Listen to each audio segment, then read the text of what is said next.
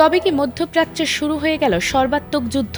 আকাশে ক্ষেপণাস্ত্রের ঝড়, মাটিতে সাইরেনের আর্তনাদ, আর ঘণ্টায় ঘণ্টায় বদলে যাচ্ছে পরিস্থিতি। যুক্তরাষ্ট্র ও ইসরায়েলের যৌথ হামলার জবাবে ভয়াবহ পাল্টা আঘাত হেনেছে ইরান। তেহরান থেকে তেল আবিব, পুরো অঞ্চল এখন টানটান উত্তেজনায়।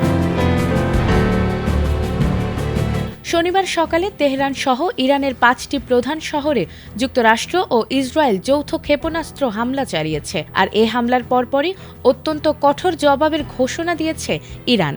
দেশটির সশস্ত্র বাহিনী একযোগে ইসরায়েলের দিকে বৃষ্টির মতো ক্ষেপণাস্ত্র নিক্ষেপ করে পাল্টা আক্রমণ শুরু করেছে।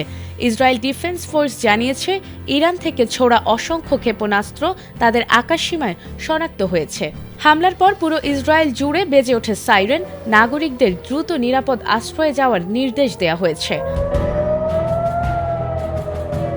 এর একদিন আগে যুক্তরাষ্ট্র তার নাগরিকদের অবিলম্বে ইসরায়েল ছাড়তে বলার পর থেকেই অবশ্য এরকম হামলার আশঙ্কা করা হচ্ছিল।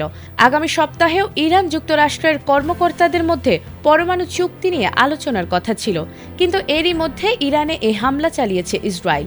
ইতোমধ্যে তেহরানের বেশ কিছু এলাকায় মোবাইল ফোন যোগাযোগ বিঘ্নিত হয়েছে। এছাড়াও ইন্টারনেটও বন্ধ হয়ে যাওয়ার আশঙ্কা রয়েছে। আইডিএফ সতর্ক করে বলেছে, ইরানি ক্ষেপণাস্ত্রের বড় ঢেউ সীমান্তের দিকে ধেয়ে আসছে এবং আকাশ প্রতিরক্ষা ব্যবস্থা সর্বোচ্চ শক্তি দিয়ে কাজ করছে। তবে তারা স্বীকার করেছে, প্রতিরক্ষা ব্যবস্থা শতভাগ নিখুঁত নয়। এদিকে ইরানের উচ্চপদস্থ কর্মকর্তারা আন্তর্জাতিক সংবাদ মাধ্যমকে জানিয়েছে, এটি কেবল পাল্টা আক্রমণের শুরু। তাদের ভাষায় এই জবাব হবে শত্রুপক্ষের কল্পনারও বাইরে। তেহরানের ইউনিভার্সিটি এলাকা ও সুপ্রিম লিডারের কার্যালয়ের আশেপাশে হামলার পর সামরিক নেতৃত্ব আরও কঠোর অবস্থান নিয়েছে। ইতোমধ্যে ইরান তাদের আকাশসীমা বেসামরিক বিমানের জন্য বন্ধ ঘোষণা করেছে। অন্যদিকে যুক্তরাষ্ট্রের প্রেসিডেন্ট ডোনাল্ড ট্রাম্পের বিশাল নৌবহর পারস্য উপসাগরে অবস্থান করছে। তিনি আগেই হুঁশিয়ারি দিয়েছিলেন, ইরানের ক্ষেপণাস্ত্র শিল্প ও নৌবাহিনীকে গুঁড়িয়ে দেয়া হবে।